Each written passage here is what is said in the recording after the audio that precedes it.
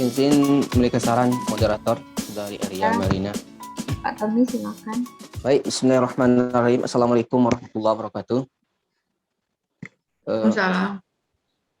Terima kasih atas kesempatannya dari saudari moderator.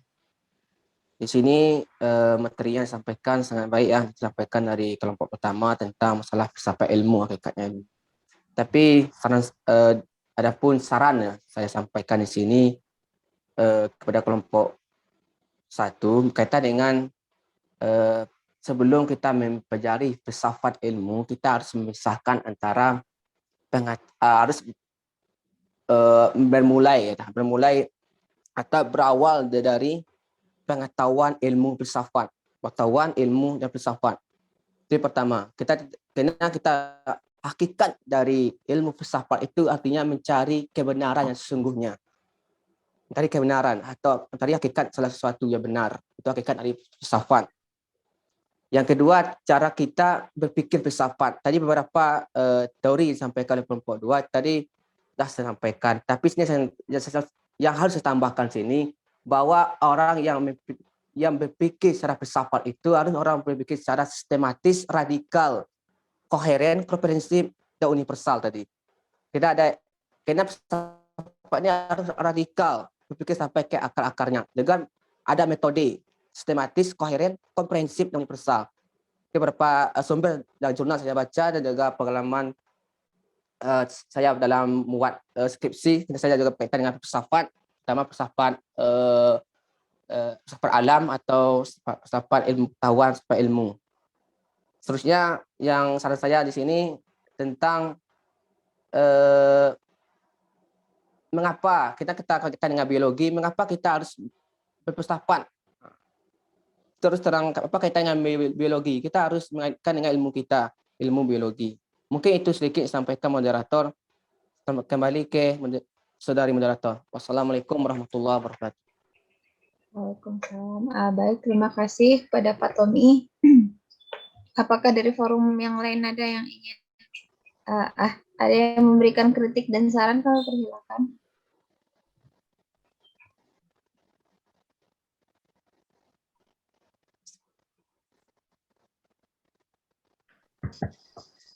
Tidak ada. Sebentar Bu Eria. Ya, silakan Pak Raffi. Ya, menanggapi tadi tambahan dari Pak Tommy, ya mungkin kita membaca dari berbagai sumber itu ya mengenai pemikiran filsafat. Jadi ada beberapa sumber yang mengelompokkan cara berpikir filsafat itu dengan istilah-istilah lain. Namun yang kita pakai itu adalah sumber dari buku Jujun Sumantri, bahwasannya ada 3 karakter berpikir filsafat itu, ada tadi menyeluruh, kemudian ada mendasar, dan juga ada spekulatif. Dan saya pikir yang disampaikan oleh Pak Tommy tadi ada radikal gitu, sampai ke akar-akarnya, komprehensif. Saya rasa itu dapat juga kita temukan dari yang telah disampaikan oleh Pak Solihin tadi. Ada menyeluruh, ya, ada mendasar. Jadi mendasar sampai ke akar-akarnya itu dan komprehensif itu sebenarnya apa perbedaannya gitu. Dan saya pikir itu sama gitu. Jadi kita menelaah dari berbagai sumber yang pada dasarnya intinya itu sama, menjelaskan bagaimana cara berpikir filsafat.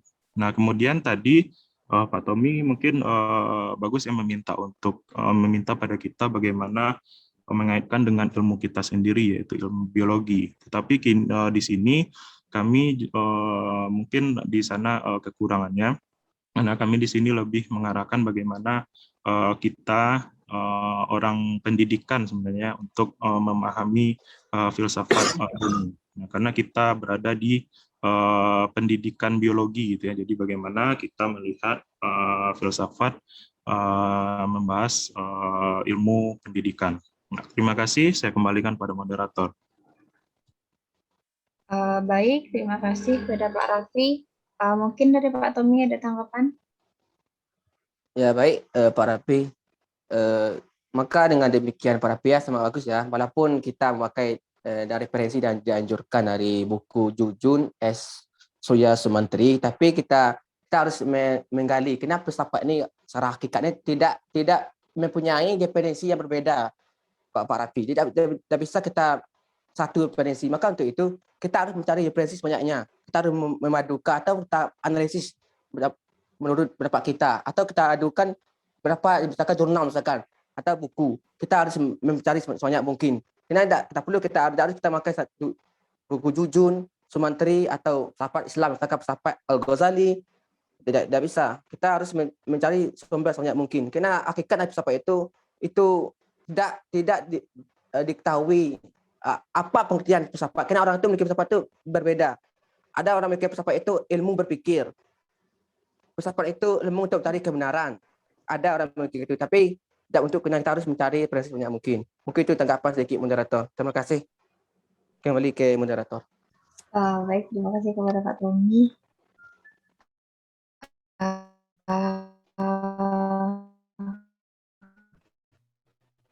Mungkin pada forum kami persilakan jika ada yang ingin bertanya. Izin moderator. Ya, Pak Erik, silakan. Ya, terima kasih atas kesempatannya.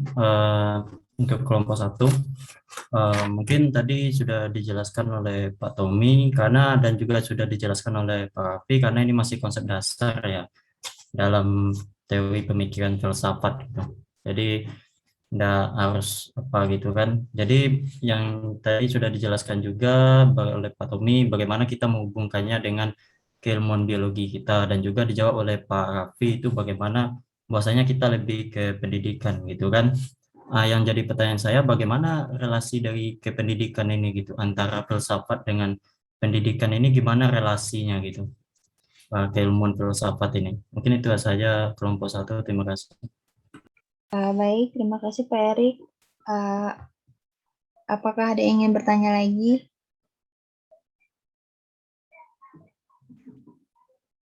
Izin bertanya moderator. Ya, Pak Uci. Oke, terima kasih atas kesempatannya. Assalamualaikum warahmatullahi wabarakatuh.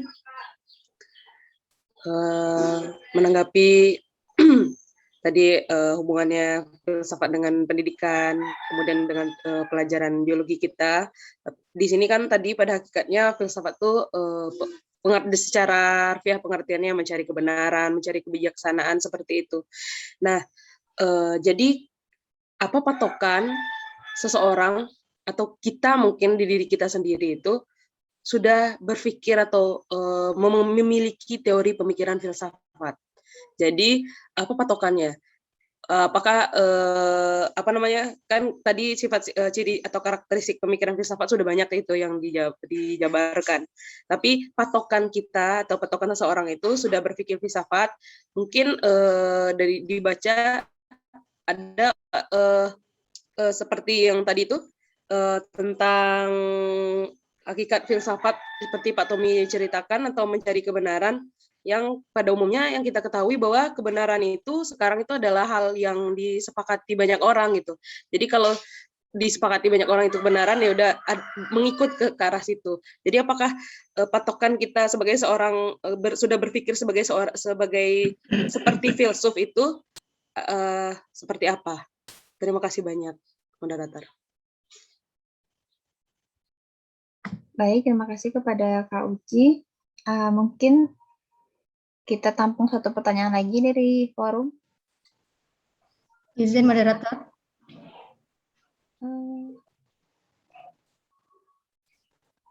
Kak Mayusri, silakan. Terima kasih. Langsung saja, tadi Pak Erik menanyakan relasi filsafat dengan pendidikan. Nah, pertanyaan saya yang pertama, apabila kaitannya antara filsafat itu dengan ilmu, karena tadi ada membahas tentang filsafat ilmu. Kemudian yang kedua, tadi ada juga dibahas filsafat itu ada 2 macam, itu filsafat ilmu alam dan ilmu budaya, dan ilmu sosial. Gitu. Nah, apa perbedaan mendasar dari kedua macam filsafat tersebut? Terima kasih, moderator. Baik. Terima kasih kepada Kak Mayusri. Mungkin itu dulu pertanyaan di sesi pertama kita. Nanti jika ada yang ingin bertanya lagi, kita buka sesi kedua, atau mungkin akan langsung dijelaskan oleh dosen pengampu kita, Bu Yuni. Mungkin dari Pak Lian atau Pak Raffi ada yang ingin menjawab pertanyaan Oke, Bu. terlebih dahulu? Ya, silakan Pak Raffi. Ya, terima kasih moderator. Yang pertama kita lihat pertanyaan dari saudara Erik mengenai relasi filsafat dengan ilmu pendidikan gitu. Nah, pertama saya juga masih menanggapi dari tambahan Pak Tommy tadi. Nah, maksudnya di sini Pak Tommy, kami tidak juga mengambil sumber itu hanya dari satu sumber. Akan tetapi, yang kami terima dari Pak Tommy tadi mengenai tambahan karakteristik berpikir secara filsafat, itu sama dan bisa masih dalam lingkup yang disampaikan oleh Pak Solihin. Yang pertama, yang saya dengar ya, Pak Tommy mengatakan karakternya itu komprehensif. Apa bedanya komprehensif dengan menyeluruh? Dan saya rasa ini sama gitu kan. Kemudian yang kedua, radikal sampai akar-akarnya. Apa bedanya dengan mendasar? Dan saya rasa ini sama juga. Dan dalam membaca buku seharusnya kita melihat bahwasanya redaksinya masing-masingnya itu berbeda gitu, dan bahasa yang disampaikan oleh masing-masing penulis itu berbeda, akan tetapi masih pada inti yang sama gitu. Nah, itu mengenai tambahan tadi.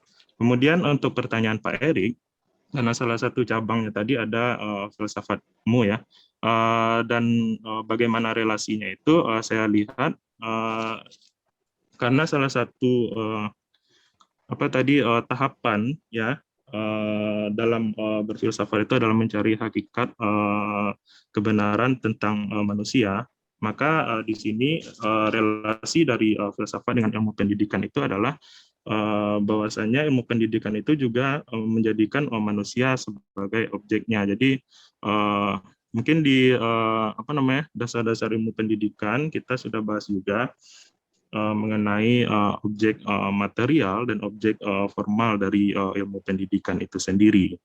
Nah, jadi letaknya di sana bagaimana manusia dijadikan sebagai objek dalam ilmu pendidikan.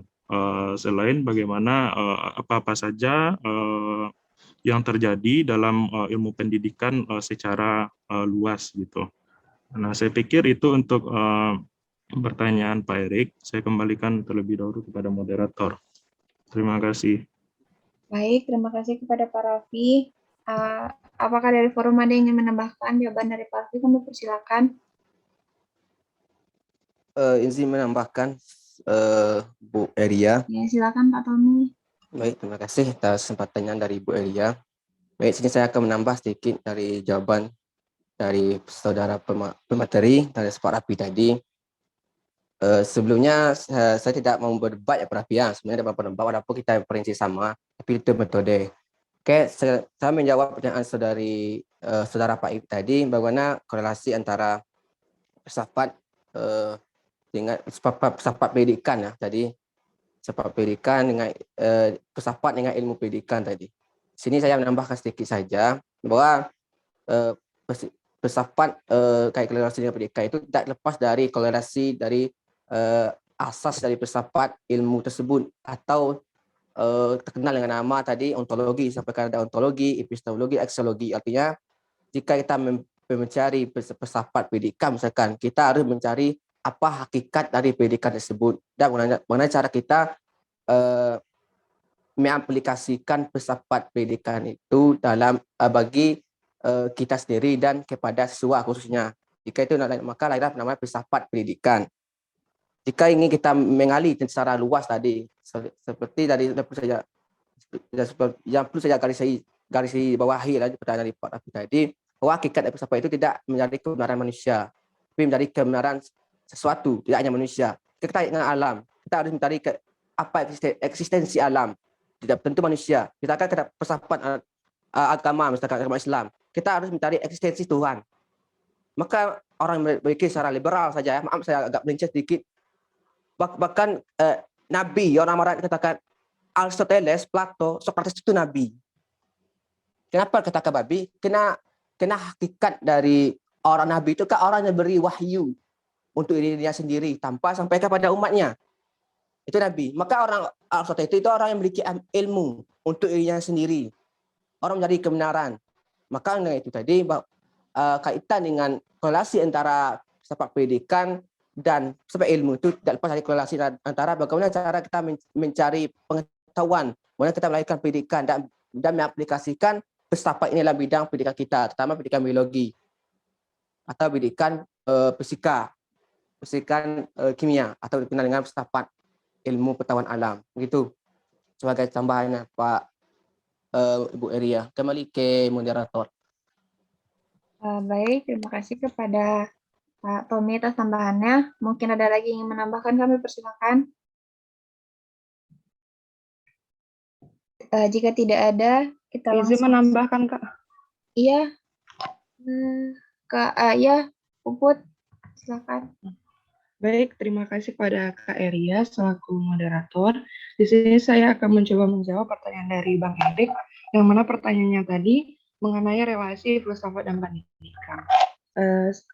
Sebelumnya saya sangat setuju dengan pendapat dari pemateri, yang mana di sini saya sedikit menambahkan, filsafat itu dia tentunya memiliki relasi yang sangat dekat dengan pendidikan, dikarenakan filsafat itu dia memberikan pandangan-pandangan filsafiahnya kepada teori pendidikan, khususnya terhadap manusia, peserta didik, tujuan pendidikan, dan bagaimana seharusnya belajar.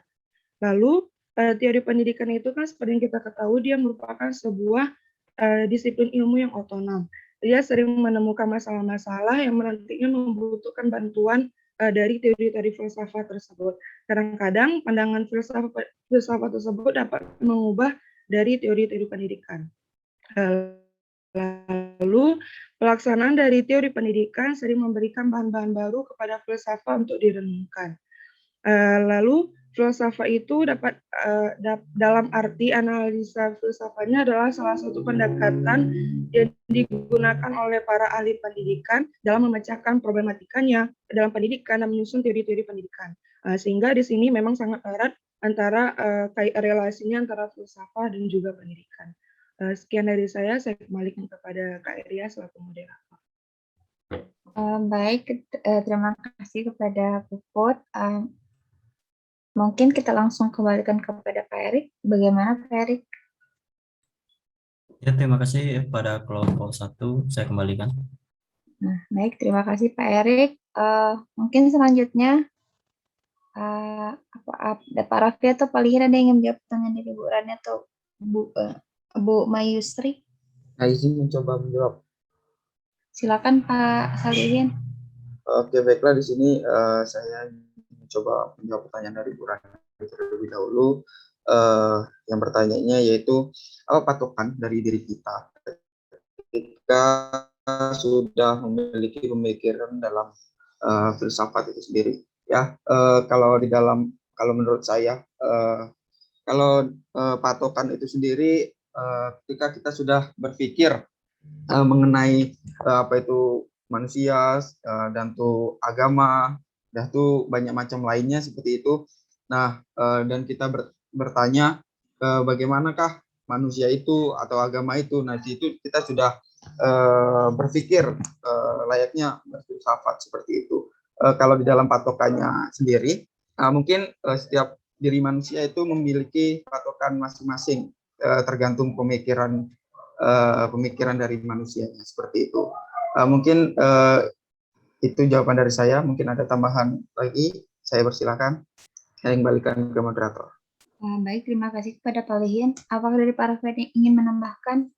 Ya, terima kasih Bu Eria. Jadi menanggapi pertanyaan dari Bu Rani mengenai bagaimana pastinya kita sudah berpikir secara filsafat itu, menurut saya buktinya itu kita sudah berpikir dengan melibatkan 3 dari kajian filsafat tadi ya. Ada logika, kemudian ada juga etika, dan ada juga estetika. Nah, bahwasannya kita sudah berpikir filsafat itu, kita sudah berpikir secara logis ya. Logis itu jelas benar atau salah. Kemudian kita sudah bisa juga membedakan antara yang baik dan yang benar ya.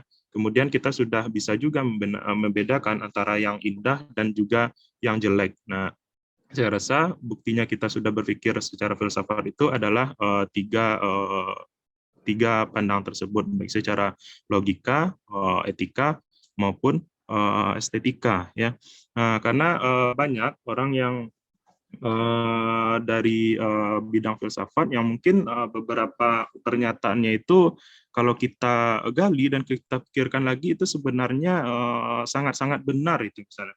Nah, contohnya misalnya Bapak Ibu yang sering dengar Rocky Gerung itu ngomong gitu ya.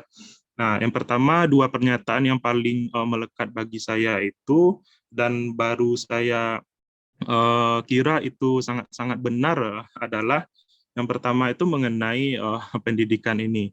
Bahwasanya ijazah itu hanya membuktikan seseorang pernah kuliah, tetapi tidak membuktikan seseorang pernah berpikir gitu. Jadi kalau kita telaah lagi ya benar gitu sebenarnya. Kemudian yang kedua itu masalah kritik mengkritik.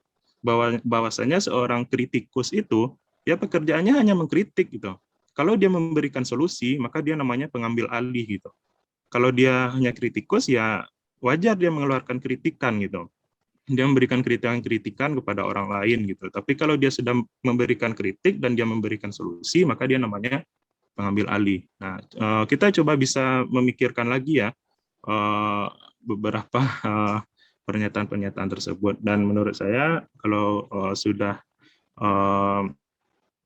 terbukti dengan logika dan estetika maupun etika itu sudah mengarah kepada pemikiran filsafat. Saya kira begitu Bu Arya, saya kembalikan. Baik, terima kasih Pak Raffi. Mungkin dari forum ada yang ingin menambahkan, kami persilahkan. Izin menambahkan, moderator. Ya, silakan Linda. Bismillahirrahmanirrahim. Dalam buku Jujun itu dijelaskan bahwa pengetahuan itu berawal dari rasa ingin tahu, sedangkan kepastian itu dimulai dengan rasa ragu-ragu, dan filsafat itu dimulai dengan keduanya. Jadi rasa ingin tahu dan rasa ragu-ragu. Dan di PowerPoint Ibu dijelaskan bagian yang sangat menarik, yang merupakan bagian dari pertanyaan Kak Rani, yaitu apakah setiap orang berpikir itu disebut sebagai filsuf atau dikatakan ia berfilsafat. Hal ini saya juga mengambil poin penting dari PowerPoint Ibu, yaitu ada 5 dasar filsafat. Yang pertama, mungkin sudah disinggung oleh teman-teman semua tadi, yang pertama itu berpikir radikal, berpikir secara mendalam. Jadi mencari secara mendalam apa akar dari permasalahannya. Mungkin yang tumbuh di atas akar permasalahan itu bisa diatasi dengan menemukan akarnya. Jadi sesuatu yang tumbuh di atas akar permasalahan itu akan bisa diatasi dengan menemukan akarnya. Kemudian yang kedua itu adalah mencari asas. Filsafat itu adalah suatu ilmu yang tidak berpijak atau tidak berpedoman pada objek tertentu. Ia mengambang. Jadi ia membahas segalanya, bersifat menyeluruh keseluruhan, bukan hanya bagian-bagian tertentu. Jadi mencari asas itu dari keanekaragaman itu pasti ada suatu asas. Misalnya dalam PowerPoint Ibu itu dikatakan bahwa unsur bumi itu adalah air, ada yang mengatakan udara. Dari segala-gala itu pasti ada suatu asas yang akan ditemukan. Kemudian memburu kebenaran. Tadi Kak Rani mengatakan bahwa kebenaran itu pasti bisa berubah-ubah. Dalam filsafat ini untuk mencapai kebenaran yang bertanggung jawab, ia harus bersifat terbuka. Jadi kebenaran yang sudah diraih itu harus bersifat terbuka dan bisa dipecahkan kembali. Jadi kebenaran dalam filsafat itu tidak bersifat mutlak dan tidak bersifat final, bisa berubah-ubah. Kemudian yang keempat yaitu mencari kejelasan, yang seperti yang saya katakan tadi, pengetahuan berasal dari rasa ingin tahu, kemudian kepastian dimulai dengan rasa ragu-ragu, maka filsafat ini mencari kejelasannya, mengatasi keraguannya, menghilangkan keraguannya. Kemudian yang terakhir itu berpikir rasional, ini bisa untuk menarik kesimpulan. Jadi pertanyaan Kak Rani tadi, apakah setiap orang berpikir itu bisa dikatakan sebagai filsuf? Apakah setiap orang berpikir itu bisa dikatakan berfilsafat? Mungkin harus memenuhi sifat dasar dari filsafat ini yang 5 yang saya sebutkan. Yang pertama itu berpikir radikal, kemudian mencari asas, kemudian menemukan kebenaran yang bertanggung jawab, yang bersifat terbuka, bisa diolah lagi, tidak bersifat mutlak, tidak final, kemudian mencari kejelasan, kemudian berpikir logis. Mungkin begitu menurut pendapat saya. Saya kembalikan ke moderator. Terima kasih. Terima kasih kepada Saudari Winda. Apakah ada yang ingin menambahkan lagi? Kami persilakan. Ini menambahkan sedikit moderator. Ya, silakan Pak Tommy. Baik, terima kasih atas kesempatannya. Ini saya sangat setuju ya dengan Saudari Winda tadi bahwa patokan atau pijakan atau dasar dari orang dikatakan berpikir secara filsafat. Di sini saya mengutip dari sumber ya, dari Hamdani Sudarto, bahwa ciri orang berpikir filsafat itu harus metodis, tidak ada metode yang digunakan. Terus ada namanya universal, menyeluruh, radikal, berpikir sampai ke akar-akarnya, koheren, komprehensif, dan rasional. Itu dasar orang dikatakan filsafat. Artinya jika orang berpikir, apakah orang berpikir itu kata filsafat? Belum tentu katakan filsafat. Kenapa?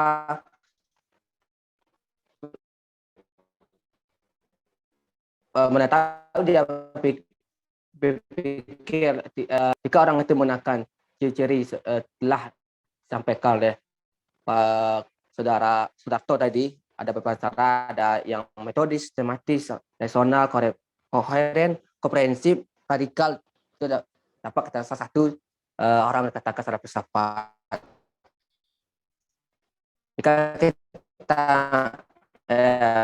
menjauh sekali ya, saya bilang dalam filsafat agama tentu beda. Agama kita ada Al-Quran, hadis. Nah, itu tambahan yang itu sedikit tambahan secara moderator. Kembali ke Ibu Elias Ragu.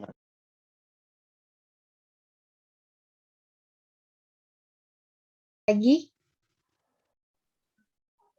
Jika tidak ada, mungkin kita kembalikan kepada Kak Uci. Bagaimana, Kak? Oke, terima kasih banyak atas tambahan-tambahan dari teman-teman semua. Ya, terima kasih banyak. Saya kembalikan kepada moderator. Baik, terima kasih kepada Kak Uci. Lalu pertanyaan selanjutnya dari Kak Mayusri. Mungkin saya akan mencoba menjawab terlebih dahulu, yaitu tentang apakah kaitan filsafat dan ilmu. Di sini hubungan ilmu dan filsafat itu pada mulanya ilmu yang pertama kali muncul adalah filsafat, dan ilmu khusus menjadi bagian dari filsafat itu sendiri. Filsafat itu tuh tidak terbatas, sedangkan ilmu mungkin karena dibagi-bagi, jadi ada pembagian tertentu pada ilmu. Lalu filsafat itu sendiri itu berusaha untuk mengatur hasil-hasil dari berbagai ilmu-ilmu khusus ke dalam suatu pandangan hidup dan pandangan dunia yang tersusun, yang terpadu. Lalu ilmu itu juga merupakan masalah yang hidup bagi filsafat, dan ilmu juga merupakan konkretas dari filsafat. Filsafat itu dapat dilihat dari kajian sebagai suatu ilmu, yaitu ilmu filsafat. Lalu kalau jika digabungkan, ilmu filsafat itu merupakan ilmu pengetahuan yang mengkaji seluruh fenomena yang dihadapi manusia secara kritis, refleksi, integral, radikal, logis, sistematis, dan universal. Lalu jika digabungkan lagi ilmu filsafat itu ada 3, ada ontologi, yaitu definisi, pengertian, konsep, pengkajian keberadaan sesuatu, membahas tentang ada yang dapat dipahami baik secara konkret, faktual, transdental, ataupun metafisis. Ada yang kedua, ada epistemologi, yaitu tentang substansi, membahas pengetahuan yang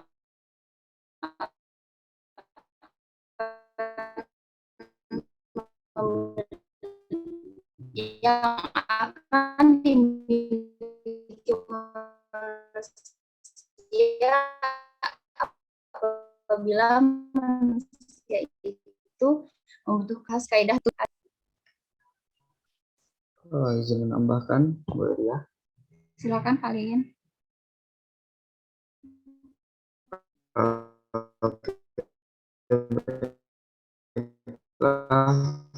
Di sini mungkin saya akan Mayusri ini apa perbedaan yang mendasar dari filsafat ilmu dan juga filsafat budaya tadi ya. Nah, tadi kan juga sudah dijelasin bahwa filsafat ilmu yaitu upaya untuk kita memecahkan masalah-masalah yang timbul di sekitar kita yang hakikatnya yaitu ilmu itu sendiri. Nah, sedangkan kalau filsafat budaya tadi Sebentar. Filsafat budaya itu pada dasarnya berusaha untuk memahami hakikat kebudayaan sebagai realitas kemanusiaan secara mendalam dan menyeluruh. Nah, itulah perbedaan mendasar dari filsafat ilmu dan juga filsafat budaya. Oke, mungkin itu saja yang dapat saya sampaikan. Saya kembalikan ke moderator. Baik, terima kasih kepada Pak Solihin. Apakah ada Pak Raffi yang ingin menambahkan? Ya, terima kasih Bu Eria. Ya, mungkin di awal tadi kita sudah sampaikan bahwasannya ilmu itu berkembang mulanya dari sebagai filsafat gitu. Dan mungkin di materi pengantar kemarin kita sudah lihat juga bahwasannya filsafat adalah induk dari berbagai macam ilmu gitu. Nah, kemudian sumber lain juga dapat kita lihat masalah perbedaan antara filsafat ilmu alam dan filsafat ilmu sosial yang disampaikan oleh yang ditanyakan oleh Bu Mayusri tadi. Nah, untuk keduanya itu juga berkembang dari filsafat gitu.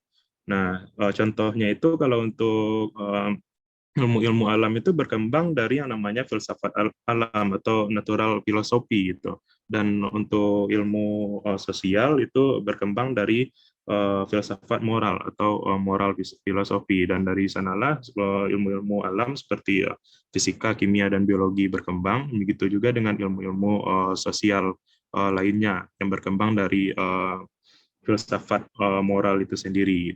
Nah, saya rasa itu aja tambahannya, Bu Eria. Terima kasih. Saya kembalikan. Ada Bu Mayusri, apakah dari forum ingin menambahkan? Tidak ada. Kalau tidak ada, kita kembalikan kepada Bu Mayusri. Bagaimana, Bu? Terima kasih moderator atas tanggapan teman-teman. Saya kembalikan.